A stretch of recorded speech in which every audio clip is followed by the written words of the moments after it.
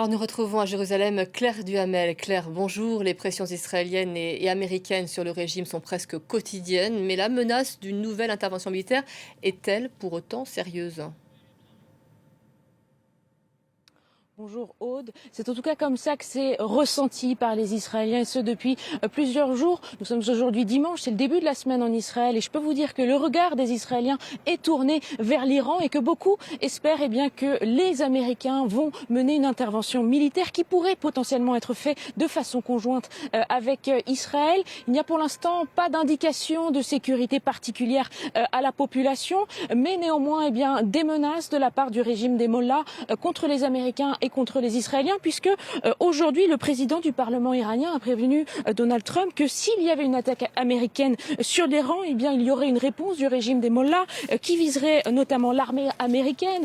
et le transport maritime, et puisque les Iraniens appellent les territoires occupés, autrement dit tout l'État d'Israël, puisque l'Iran n'a jamais reconnu l'État d'Israël et considère tout le territoire comme un territoire palestinien occupé. Je le disais, pour l'instant, pas de mesures particulières à l'échelle de la population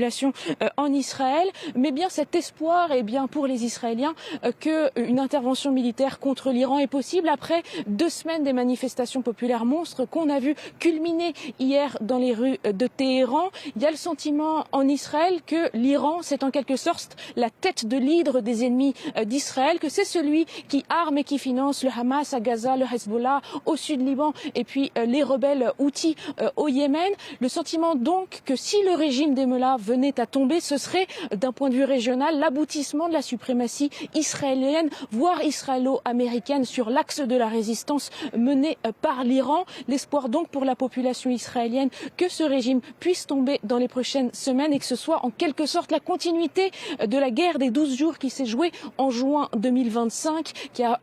été l'un des premiers affrontements directs qui a duré longtemps entre Israël et l'Iran, qui a mené à la mort de 24 civils israéliens et de plus de 200 civils iraniens, et puis un coup très important contre le programme nucléaire iranien.